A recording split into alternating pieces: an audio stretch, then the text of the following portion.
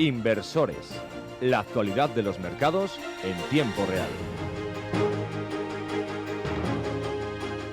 Saludos cordiales, bienvenidos a Inversores, su programa de información financiera semanal. Comenzamos, como es habitual, con algunos de los datos macroeconómicos más importantes de esta semana para destacarles que han aumentado los costes laborales en España y que ha crecido el sector servicios. También hemos visto cómo han aumentado las exportaciones en China y en Alemania. Mejora la confianza de los consumidores en la zona euro. Se enfría el sector manufacturero y el sector de servicios en Estados Unidos y el desempleo americano ha aumentado hasta el 3,9%.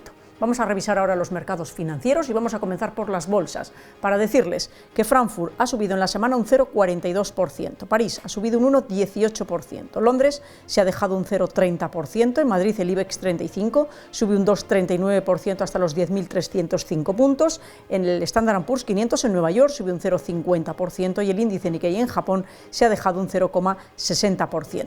En el mercado de divisas, el euro con el dólar, niveles de 1,09, el euro con el yen en 161,01 y el euro con la libra en 0,85.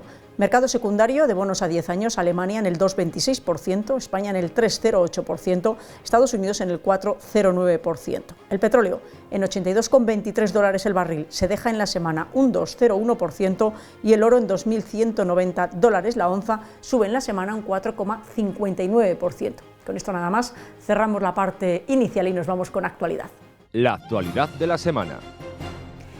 En la jornada de hoy quiero hablarles en el programa de hoy de las renuncias a las herencias, algo que ya pasó mucho en nuestro país nuestra comunidad autónoma antes de que se cambiase la ley del impuesto de sucesiones y donaciones en Castilla y León para subir los mínimos y sobre todo ahora ya bonificarlos hasta el 99% de lo que hay que pagar en la cuota. Porque lo que sucede con muchas familias es que cuando llega el momento de heredar o tienen muchas deudas y por tanto no les compensa, o dos, tienen muchos inmuebles, no tienen liquidez, no les resulta fácil encontrar un crédito para poder pagar a Hacienda y de esa manera luego tener que devolverlo y quedarse con el patrimonio, es decir, en una palabra, gestionar el recibir esa herencia no les resulta fácil y por tanto renuncian a esas herencias. Decirles que en nuestro país en el año pasado han renunciado aproximadamente el 26% de todas las herencias que se han producido y además con el fallecimiento del COVID en los últimos años estamos hablando de un volumen importante y hay dos comunidades autónomas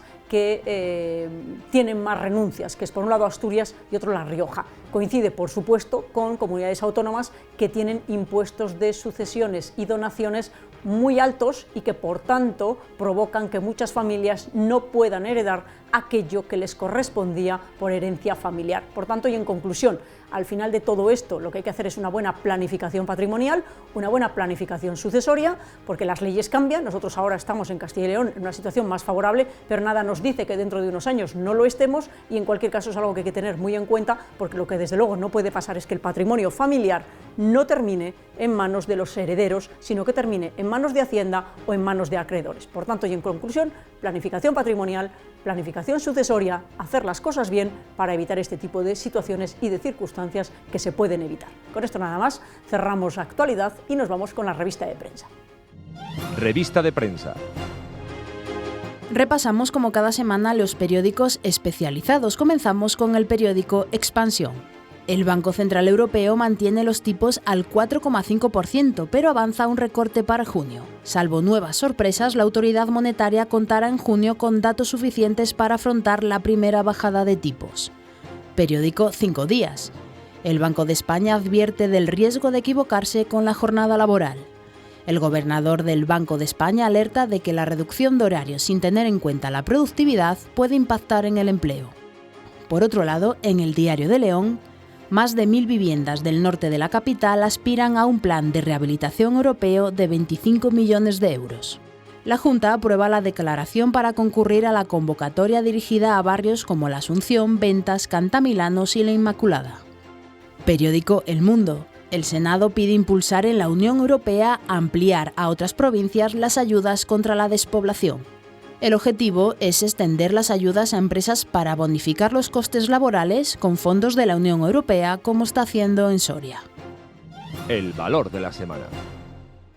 En el valor de la semana, en esta ocasión hemos elegido IAG. Para hablar de esta compañía tenemos a Cristian en el programa. Cristian, bienvenido. Muchas gracias. ¿Por qué IAG en el valor de la semana?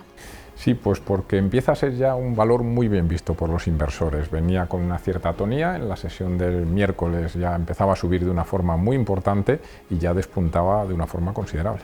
Háblanos de cómo ha evolucionado la cotización del valor. Sí, pues vamos a empezar hablando que ha sido la sesión de este miércoles con una subida del 5%, la mejor sesión desde el mes de julio del año pasado. Llegaba a tocar el valor los 1,74 euros por acción, al día siguiente la sesión del jueves volvía a subir, el viernes consolidaba un poquito niveles, pero la subida era pues superior al 7% entre 2 días, ¿no? Se ponía fin así a una semana, 5 jornadas consecutivas de pérdidas que veía el valor en bolsa y limitaba su descenso en el año 2024 hasta algo más del 2%. Hay que hablar que se está comportando en este año mucho mejor que competidores directos como Air France o Lufthansa, que están cayendo el 27 o el 13% respectivamente. Pero por otra parte, lleva una revalorización del 28%, hizo el 28% en el año 2023, después de 3 años consecutivos que ha estado el valor en negativo, cotizando en bolsa. Destacar que la española lo está haciendo ligeramente peor que la aerolínea mejor vista por los inversores, que es Ryanair, que está subiendo en lo que va de año un 5%. Explícanos mejor por qué toda esta subida.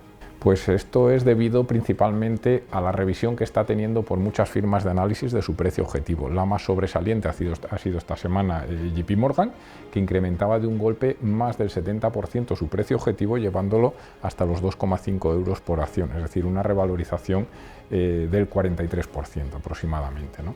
Hay que hablar que la opinión es generalizada, la opinión positiva es generalizada. Las firmas más optimistas le colocan un precio objetivo de 2 euros, pero las más optimistas de 3 euros, las más pesimistas de 2 euros. Recordemos que está cotizando en el entorno de los 1,75 euros por acción. ¿Y qué motivos podríamos decir que encuentran los analistas en estas valoraciones? Pues vamos a centrarnos sobre todo en la revisión que ha hecho JP Morgan. Son 5 motivos principales. La primera es la confianza que tienen los analistas en el beneficio de la compañía. Había cierta desconfianza en que pudiera tener la misma capacidad de generar beneficio debido a que hay un incremento muy grande de capacidad de plazas en este año, pero eso pues no va a ser problema. Temían tensión en precios, pero no va a tener problema porque hay mucha demanda, sobre todo por temas de ocio. El segundo punto es la previsión de ingresos. Prevén que se mantengan los ingresos en el año 2024, la firma JP Morgan, que es por lo tanto un 10% superior al consenso de analistas, gracias sobre todo al repunte de estimaciones que está teniendo derivado de la fuerte demanda de ocio que está tirando de los precios.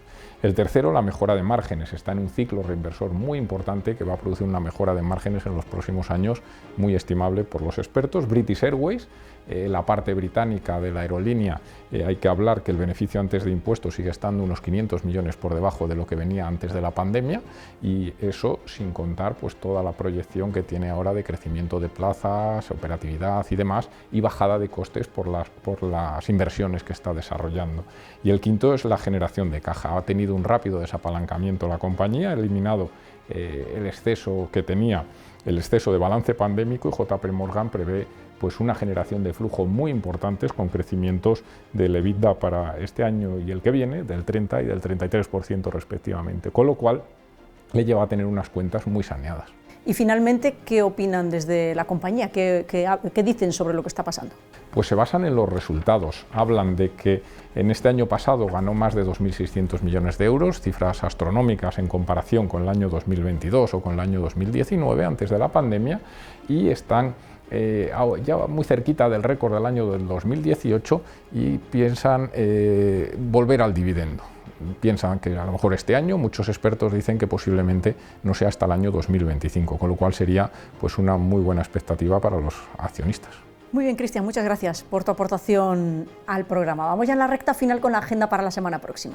En donde destacamos el lunes Producto Interior Bruto en Japón, el martes IPC en Alemania y Estados Unidos, el miércoles Producto Interior Bruto en Reino Unido, el jueves IPC en España y ventas minoristas en Estados Unidos, y por último el viernes Producción Industrial en Estados Unidos.